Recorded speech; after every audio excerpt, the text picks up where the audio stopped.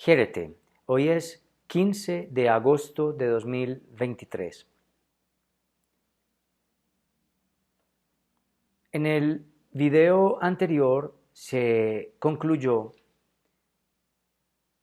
que lo que aparentemente es alejamiento, traición o divergencias aristipeas, cotejado con el comportamiento y enseñanzas de Sócrates, no son tal cosa. Se dijo pues que puede legítimamente y argumentativamente entenderse a Aristipo como un fiel filósofo de Sócrates, como un riguroso escrutador de la ética socrática y como un propositor, como un responsor, es decir, como alguien que propone y responde a su maestro con una nueva ética. Ya habíamos en otros videos visto la figura literaria o la figura narrativa, pedagógica del cotejo o del enfrentamiento de dos figuras egregias o notables. Hemos hablado aquí, por ejemplo, del tópico literario del encuentro entre Alejandro Magno de Macedonia y Diógenes de Sinope, que se volvió, pues, insisto, un tópico literario del cual la literatura filosófica y la literatura en general han sacado muchos rendimientos. También vimos cómo Diógenes Laercio enfrenta los caracteres de Diógenes de Sinope y de Aristipo para generar esa tensión y darle a entender al lector los caracteres y las éticas de los personajes. ¿Por qué hablo no solo de la literatura filosófica, sino también de la literatura en general? Porque la literatura en general se vale de este argumento teatral o de esta manera teatral. A mí de inmediato se me viene a la cabeza la figura de Don Quijote con Sancho Panza. Es el modo más excelso de contrastar unos personajes, de postular o de patentar unas éticas que se van poniendo en tensión. A veces mostrando, digamos, las fracturas de cada uno, a veces llevándolos al extremo, y observamos también cómo lentamente, al menos en el caso de Don Quijote y de Sancho, cómo las figuras, el Quijote se va asanchando y Sancho se va aquijotando. Pero eso es otro tema, que es el tema de la literatura.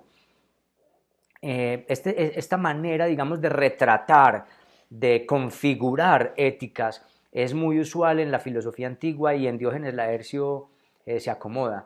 Piénsese también además en las vidas paralelas de Plutarco. Plutarco, en vez de escribir biografías separadas, escribe biografías comparadas, porque esto tenía muchos rendimientos intelectuales en el mundo antiguo, digamos que estaba acostumbrado a leer de este modo.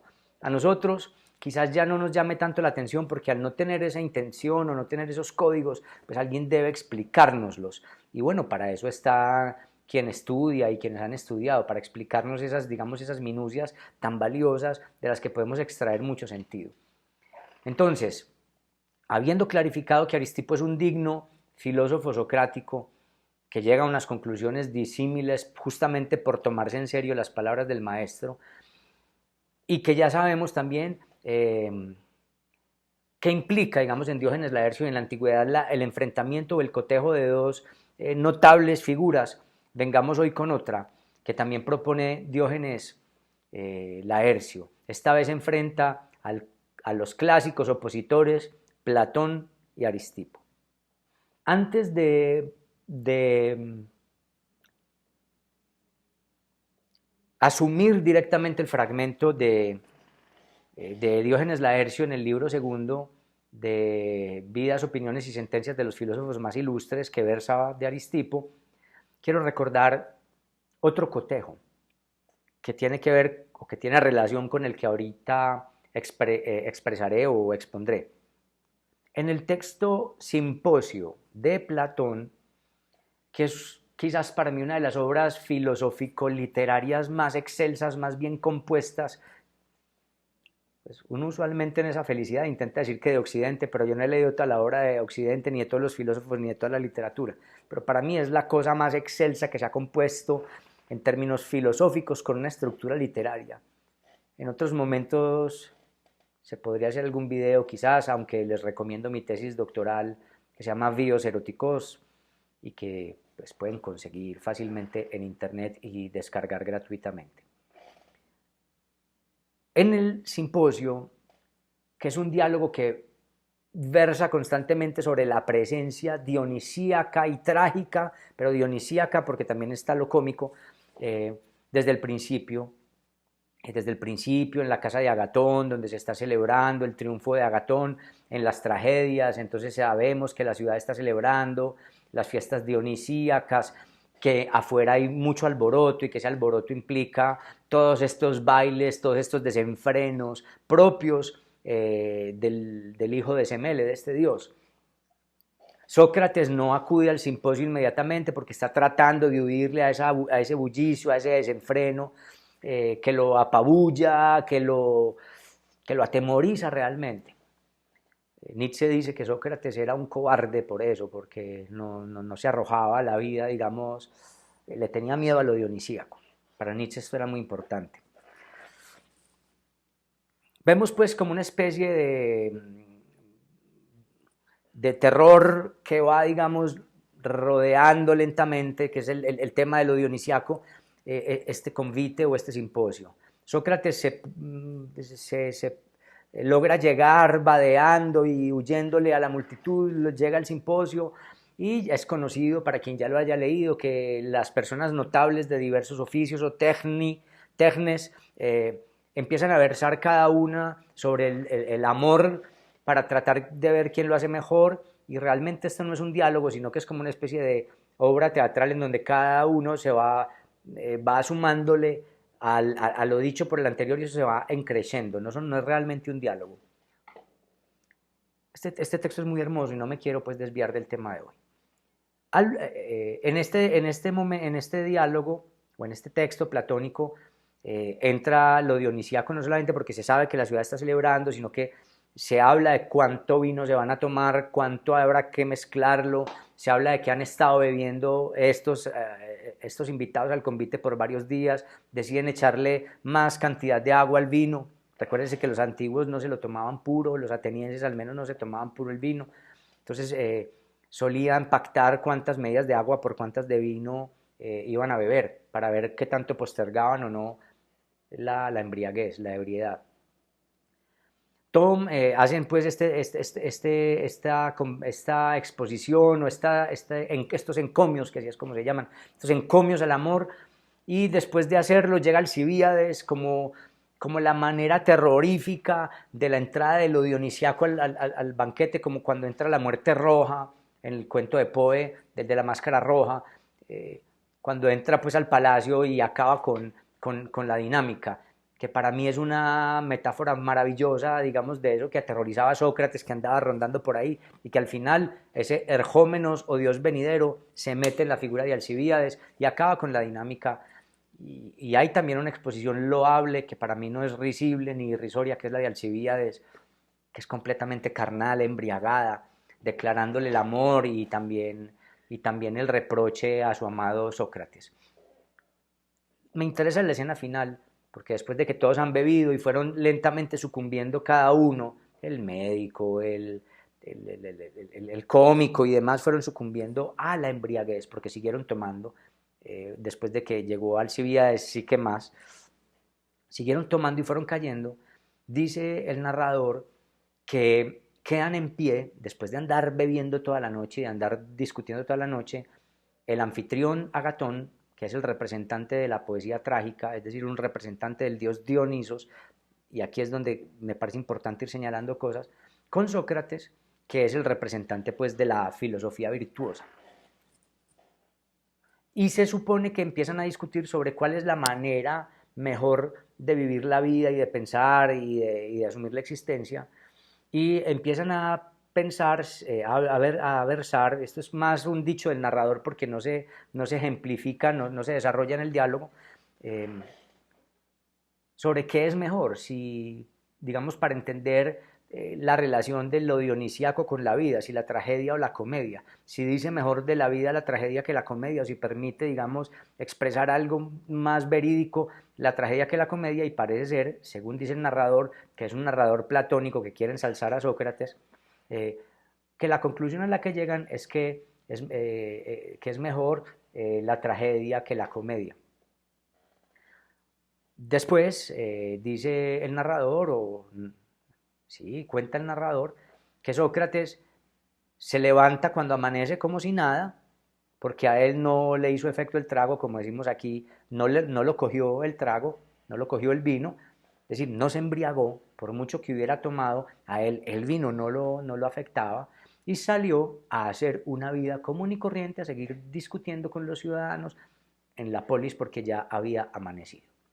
Entonces me interesa mucho este cotejo del final, la representación teatral de lo trágico en la figura de Agatón y en últimas del dios Dionisos, y la figura representativa del filósofo por excelencia, el virtuoso por excelencia Sócrates, digamos que de algún modo representante de la seriedad de Zeus, o sea, la persona jovial. Aquí no hay, hay más, hay mucho más que una mera anécdota otra vez.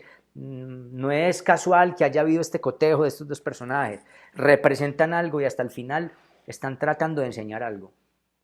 ¿Qué enseñan? Primero, todo esto sucedió durante la noche. Este último diálogo de estos dos personajes, Agatón y Sócrates. Sócrates, cuando clarea, como en la Ilíada, cuando por fin sale el sol, vuelven a suceder los grandes eventos para que no hubiera dudas de nada. Recuérdense que la Ilíada, la guerra paraba cuando anochecía, recogían los cadáveres, las armas de los caídos, se iban a sus respectivos campamentos y por la mañana, después de haber descansado, seguía la batalla. Porque el sol y la claridad era sinónimo de honestidad. Esa figura de Odiseo en la Odisea, no, incluso en la Ilíada creo que durante la noche camuflado va y degüella y mata a unos cuantos troyanos, es una cosa completamente oprobiosa para el mundo greco épico.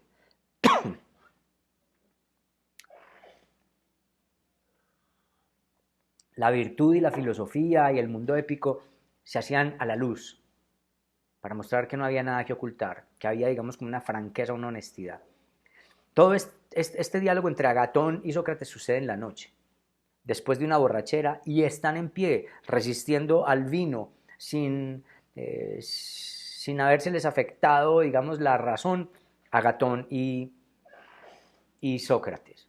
Sócrates, cuando clarea, cuando amanece, se va. Entonces, primero, la filosofía se hace a la luz del día por esta metáfora. Es una filosofía de la honestidad, donde no hay nada que ocultar, donde todo se hace a la luz de todo el mundo y en el espacio público. Eso es Sócrates. Sócrates, además, es el filósofo sobrio. Es como si él hubiera tenido una especie de inmunidad contra el vino, contra lo que el vino implicaba, el adormecimiento, la pérdida de la locuacidad, la imposibilidad de argumentar de buena manera, el desenfreno, que las personas van cayendo como en una actitud cada vez más animal. Entonces Sócrates es este personaje dedicado a Zeus, a la seriedad jovial, a toda esta sobriedad y a la franqueza diurna, clara, diáfana. Me gusta mucho el adjetivo diáfano para esto. Diáfana de la filosofía socrática. Y se opone a Dionisos y en la tragedia. Digamos que hay un diálogo tensionante constante entre lo dionisíaco como embriaguez, lo dionisíaco como verdad y la verdad de la filosofía, que es verdad jovial. Entonces, de hecho, el diálogo entero de Simposio es una especie de cotejo entre dos grandes personajes. Sócrates con Zeus, Agatón con lo dionisíaco, que todo el tiempo están como en un enfrentamiento. Y sucede durante fiestas dionisíacas, ¿no es cierto? Ya vemos entonces en este diálogo que hay una definición del carácter y de la ética socrática. Sócrates admira a lo dionisíaco, pero no se deja afectar por eso. El vino no lo toca, la noche no lo afecta y en la medida de sus posibilidades le huye a la turba, le huye al desenfreno, le huye a los placeres y sobre todo le huye a la risa loca del vino, a la risa o a la carcajada desenfrenada del vino. Sócrates se muestra, o así lo muestra Platón y el narrador que pone Platón allí, como un hombre templado, o sea, con temple, un hombre mesurado, un hombre tan fuerte y recio de ánimo que lo dionisíaco, él prefiere evitarlo, pero cuando le toca, digamos, enfrentarlo, no lo golpea, no lo afecta. Sócrates es el filósofo imperturbable ante lo dionisíaco. Lo dionisíaco no lo toca, él es más fuerte, él es mayor, se supone, que esta verdad. Él ha elegido la verdad de Zeus, que es el padre de todos los dioses. Dionisos es un dios al que hay que respetar, al que hay que admirar, y por allá en el diálogo del Fedro le confiere una de las posibilidades de la manía, pero aún así es receloso y se muestra siempre más fuerte que él, porque pone a la sobriedad, a la templanza y a la contención, ¿cierto?, como una virtud. Eso es Sócrates. Aristipo elige lo que Sócrates no eligió. Mientras Sócrates elige la templanza y a Zeus, Aristipo, y aquí hemos llegado pues por fin al tema de Aristipo, elige a lo dionisíaco. Aristipo elige a lo dionisíaco. Aristipo elige al vino y sobre todo elige la embriaguez como modo de ejercitar la filosofía. Hay que vivir la vida embriagadamente, hay que vivir la vida gozosamente, hay que vivir la vida riéndose, sintiendo lo desmesurado del placer, lo cual no se iguala, y ya veremos de esto, no se iguala con haber perdido el dominio de sí mismo. Es decir, que Aristipo es una respuesta a la sobriedad jovial socrática, joviales de Zeus, a la sobriedad, a las sobrietas jovial de Zeus, Sócrates. Es una respuesta diciéndole, Sócrates es serio, yo me río. Pero no solamente como por llevar la contraria, hay toda una condición filosófica y unos argumentos. Hay una verdad en Dionisos, así como hay una verdad en Zeus, que tiene unas consecuencias. Mientras que el dios tutelar de la filosofía será Dionisos, el dios tutelar de la filosofía cirenaica es, mientras que el dios tutelar de la filosofía socrática es Zeus, el dios tutelar de la filosofía cirenaica o aristipea será Dionisos, incluso Afrodita y hasta Eros. Mientras a Sócrates no le afecta el vino, Aristipo se deja afectar por la bebida sagrada del vino. Mientras Sócrates no se ríe, Sócrates es un tipo serio, no se carcajea, aunque sí disfruta de las comedias, y cuando se vio ridiculizado por Aristófanes se dice que él se paró y se rió y dijo que nunca había visto una mejor versión caricaturizada del mismo. Pero Sócrates es más la seriedad, de no demostrar las emociones ni arrojarse a ellas, mientras que Aristipo se arroja a la risa, se arroja al vino, se arroja al placer, a vivir gozosamente, embriagadamente, a hacer de cada momento una embriaguez dionisíaca, un acto sagrado embriagador. Sócrates considera que la virtud de la filosofía está en permanecer consciente. Aristipo sabe que hay un modo de filosofar que no implica siempre estar consciente, sino que la conciencia y ser dueño de sí no significan lo mismo. Que uno puede perder la conciencia en un banquete, lo cual no significa que uno haya perdido la autosuficiencia, ni el dominio de sí, ni la capacidad de filosofar. Y allí hay una respuesta. Para Aristipo, Sócrates deja de vivir, ya lo hemos dicho varias veces, por elegir cuestiones metafísicas que dilatan. Sócrates va por la eudemonía, Aristipo va por el placer. Son cosas muy distintas. Ahora sí, Diógenes Laercio, después de este contexto de casi 20 minutos, pero eso es para tratar de sacarle el jugo al fragmento que viene. Alguna vez, dice Diógenes Laercio, estaban juntos en el mismo banquete, pilas, banquete, en el mismo convivio, invitados por Dionisio de Siracusa, y sabemos lo importante que es Dionisio de Siracusa. Platón intentó convencer a Dionisio de Siracusa de ejecutar la república platónica y fracasó. Pero bueno, ese es otro tema. Para el interesado, averigüese bien qué implica Dionisio de Siracusa en la filosofía y en la figura tanto de Platón como de Aristipo. Invitados por Dionisio de Siracusa, estaban Platón y Aristipo en el mismo banquete, pues, en el mismo simposio. Y en ese desenfreno, y el rey siendo el rey y el tirano siendo tirano, queriendo también un poco probar a estos dos grandes hombres, a ver qué decían, los invita a que se pongan un vestido púrpura de mujer y bailen, o sea, a que se travistan, o a que hagan, pues, sí, el verbo travestir existe, sí, pues, a que se travistan. Platón, cuando Dionisio de Siracusa le dije, vea, póngase este vestidito y baile para mí, arrójese al placer. Platón, muy indignado, le llega a la cabeza un fragmento de las Bacantes de Eurípides, es decir, de un texto que habla de lo dionisíaco, y que por fortuna pues todavía podemos leer, y le responde a Dionisio, citando a Eurípides, sí, a Eurípides, comillas, dice, no podría revestirme un vestido de mujer. O sea, él toma, digamos, de la tragedia, porque ustedes saben que los antiguos griegos eran memoriosos, tenían la Ilíada, la Odisea, los poetas, todo. Entonces, cuando Dionisio le dice, póngase este vestidito, él le responde con una tragedia, mostrando erudición, además mostrando de una tragedia que habla justamente del desenfreno dionisiaco, y él dice, no podría revestirme un vestido de mujer.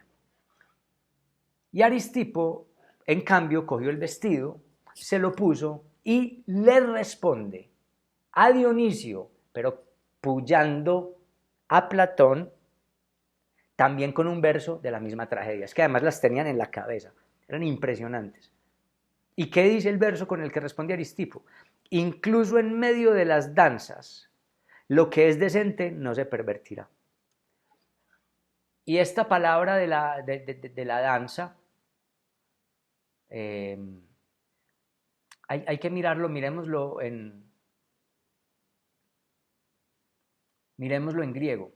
Dice que, esta es la respuesta de Aristipo, citando a Eurípides, es decir, es un verso de Eurípides en boca de Aristipo, que gar en vakhevmasin uk iye sofron u diaphtharisete. La palabra que él utiliza es sofron, el prudente, y el verbo que Carlos García Gual traduce por decente es sofron, como decente, prudente, virtuoso. Bueno, virtuoso no, decente o prudente.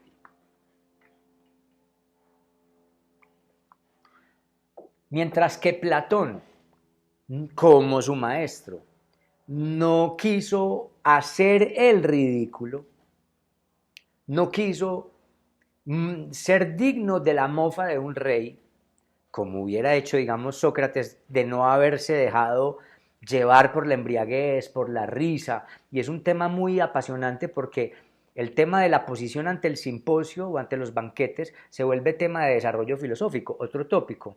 Por ejemplo, los estoicos como Epícteto hablan mucho de que uno no debe andar en los banquetes mirando dónde está la bandeja con comida para esperar, sino que cuando la bandeja llegue uno tome apenas una porción.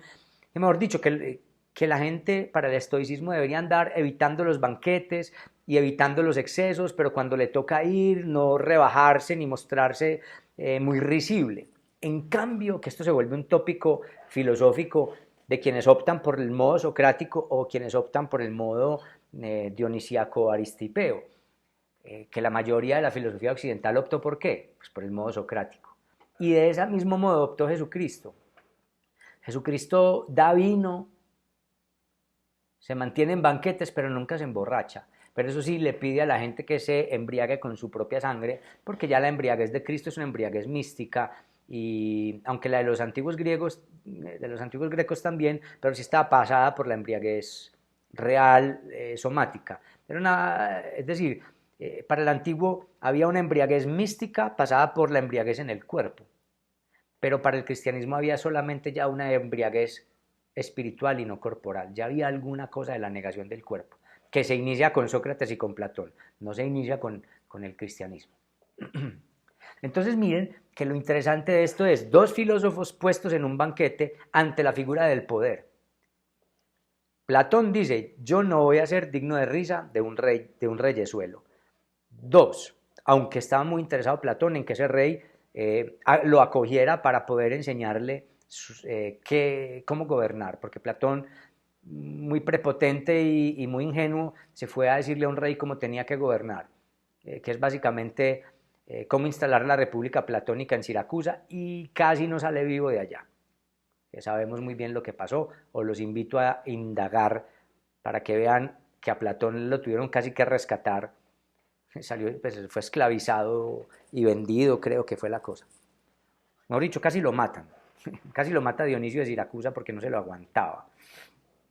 En cambio, ustedes saben, Aristipo era más bufón, Aristipo le hacía más la venia al rey y hacía la función de servidumbre y de vasallo cuando le tocaba. Porque él decía, Aristipo decía, embriagarse no es perder el dominio de sí.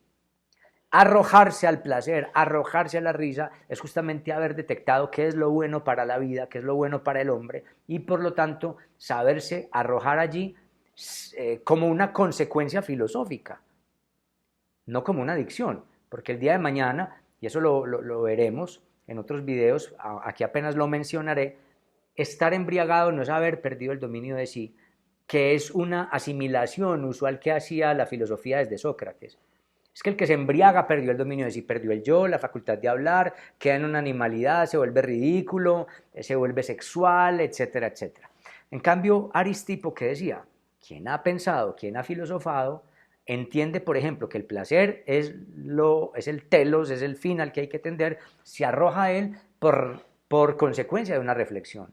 Pero no es un adicto, porque cuando lo echen a uno del palacio de Siracusa, cuando lo echen a uno, y este uno pues es hablando como Aristipo, cuando lo echen a uno del palacio y de los placeres, simplemente me he visto de mendigo y puedo mendigar.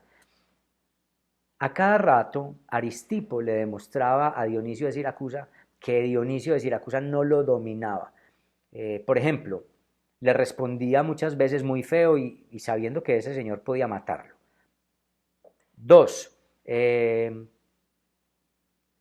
cuando Dionisio le enviaba meretrices por la noche a la cama para que él escogiera la que más le gustara, él decía, hoy no tengo ganas, y se las devolvía. Entonces uno dice, pero ¿qué es esto? No quería placer.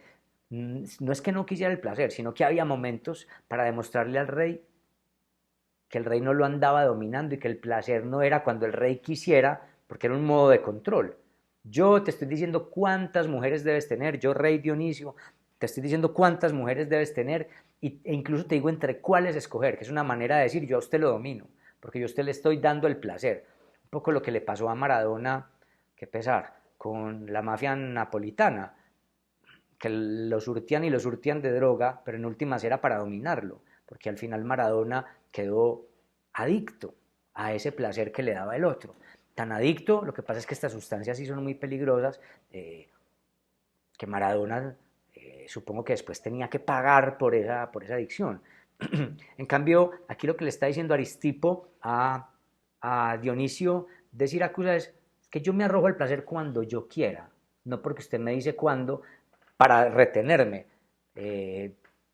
Yo no dependo ni de usted ni de sus meretrices para el placer. Entonces también lo que había ahí era un ataque a la autoridad de Aristipo. Pero volvamos con el cotejo dionisíaco. Aristipo es dionisíaco, pero no un disoluto, no un adicto, no un entregado al placer porque no se contiene a sí mismo, que es un poco la contestación que él le hace a la filosofía socrática. El filósofo no es aquel que renuncia al placer, porque el filósofo renuncia al placer usualmente para dárselas de fuerte, de dominante, de señor de sí. Es que el dominio de sí no implica o no necesariamente, dirá Aristipo, es negarse los placeres. El Dominio de sí es saber dónde está el placer, determinar cuándo lo quiero, determinar si ese placer no me daña ni daña a los demás y arrojarse de narices, de frente, de bruces, clavarse de cabezas en él. Lo cual no implica ni ser risible en términos de burla, ni ser menos filósofo, ni haber renunciado al dominio de sí. Hay muchas anécdotas en las cuales Aristipo se demuestra como dueño de sí, cuando gasta mucho más dinero en una cosa que es mucho más barata, cuando bota su dinero por la borda en un barco de piratas, cuando rechaza las meretrices de Dionisio, de Siracusa, etcétera, etcétera. ¿Qué tenemos pues aquí en este cotejo entre Platón y Aristipo en la corte de Dionisio?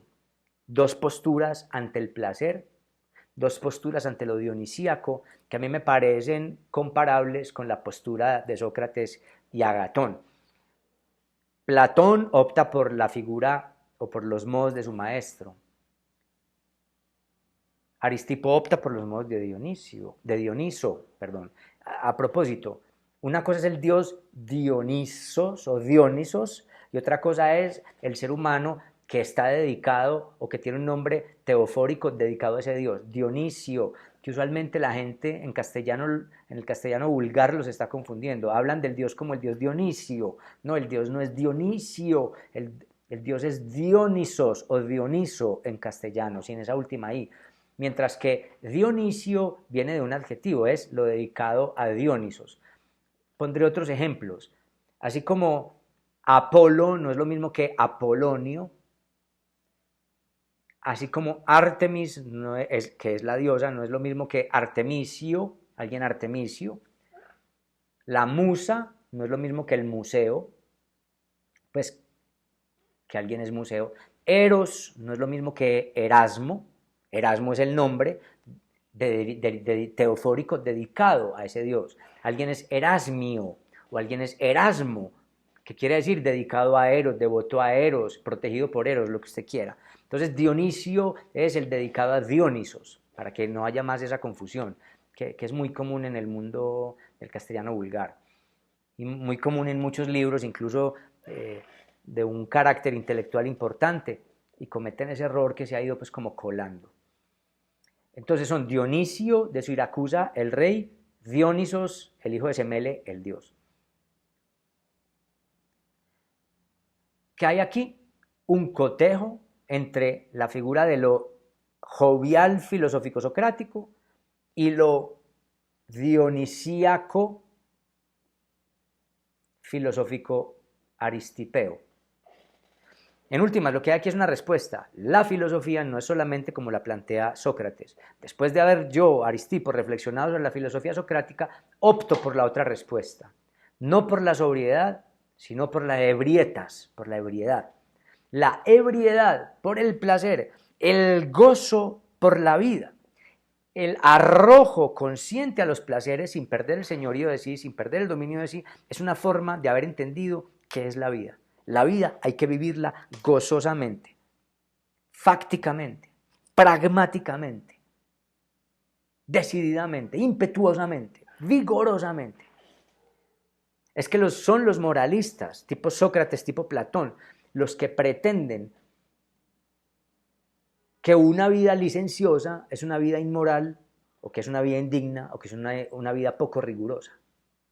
Lo que es indigno, lo que es poco riguroso, es ser esclavo del placer y llevarse a la perdición. Y causarse dolores o causárselos a los demás.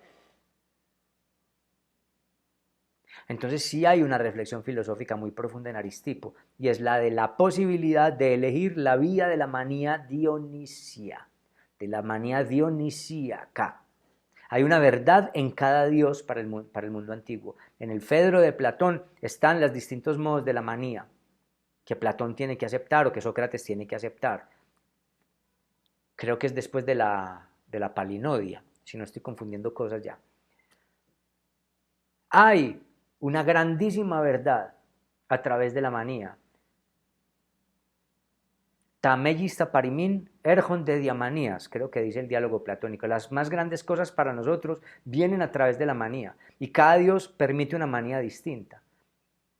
Sócrates en ese diálogo dice, la manía de la filosofía o la verdad maníaca mística de la filosofía es de Zeus.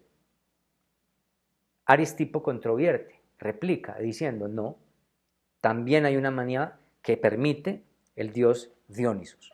Hay que vivir gozosamente, místicamente, más parecido a como vivía Alexis Zorba, el personaje literario, pero no literario, de Nikos Kazantzakis. Con esto termino el video. Muchas gracias por atenderlo y por disfrutarlo. Recuerden que hay una lista de reproducción, por si no la han visto los otros videos, sobre sobre Aristipo y el hedonismo cirenaico. Tengo también otras listas de reproducción sobre el cinismo y demás para que hurguen en el canal, aprendan, disfruten y piensen y hasta controviertan si es necesario. Un abrazo. Aftaizan, Jerete. Ya, hasta una próxima si es que hay una próxima.